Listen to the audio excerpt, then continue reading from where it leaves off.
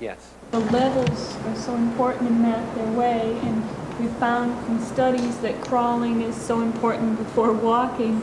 Now, in this program, is it important for the child to start at step A and go to step D, or a child that comes in reading? Are you going to present all the levels to this child? I mean, I'm also a first grade teacher, and I don't know. The short answer is yes. But the longer answer, which accompanies the yes, like, oh yes, if you say yes or no, I would say yes. Because when I taught this program in 5th grade, what happens is, well, I'll give you an example. When I teach math in 5th grade, there's students who can already add. I teach them beginning addition, okay? And then carry them through place value in different bases because I want to make sure they can add. So I use different bases so they have a chance to relearn something they're already supposed to know. And one of the activities we use in the intermediate workshops after our place value lesson, that for those of you that were here last year, we kind of little thing where you find ways of something that won't work.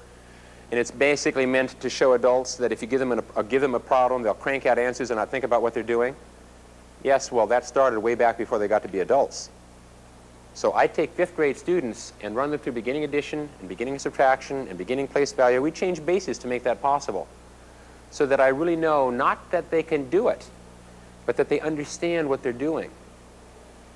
If I had a child also in 5th grade, when I was using this program in 5th grade, I would use it for the children in class who really needed to learn how to read in 5th grade, because almost all my background, no, all my background was in inner city type areas, where students would show up in 5th grade where the average grade level reading score was 3.6. Okay, and that average didn't get there because everybody was reading at 3rd grade level. Some people managed to compensate for the guys who could actually read at grade level. So when I would present the program, I would present it to everyone in class. I would present it, however, as a spelling program. Because I'd say, because this isn't, Mary and I were teaching in the same school, she'd be using it in 1st grade and I'd be using it in 5th grade, and my students would go help her in 1st grade. So it wasn't like they didn't see it going on in 1st grade. I'd say you see a chalkboard in 1st grade, you see a chalkboard in 5th grade, they're used for different things in those 2 grades. This program in 1st grade is used for reading. This program in 5th grade is used for spelling. We then would, now we've got everybody comfortable, it's okay to learn it, we then present it to the whole class. Some students just needed more help with spelling. Those would be the ones who continue to use it, but by presenting it to the whole class, we've now given the program credibility. So that for the child or the children in there who really needed it, if we'd only presented it to them, then it would have a different name and it would be more closely identified with that reading program in 1st grade, and how badly would they feel then.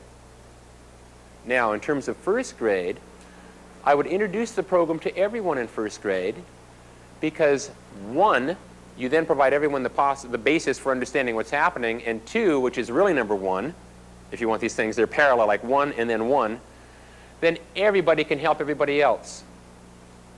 So that if a child doesn't know a sound, that child can turn to this child over here, even though that child may not be using the program anymore, may be transitioning out right away, that help is available for everyone. The child who comes to 1st grade knowing how to read is on the average a sight reader, okay? But even if not, the child will pass very comfortably and very quickly to his or her own level. So the child isn't going to be bogged down all year long without knowing how to read, or without getting to the reading the child can actually do. You'd be surprised, even though they come reading, it puts everyone on the same level, including the teacher. It forces you to learn to be a phonetic reader too. And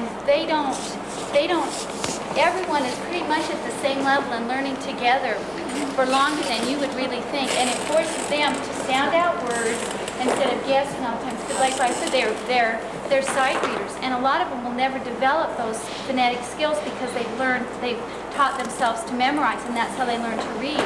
So it's really good for them. I thought that was another wonderful thing about it. Everyone in the class got those skills, and later on some of them choose not to use them, but they still have them for the rest of their life. And now I get to add something too that I thought of.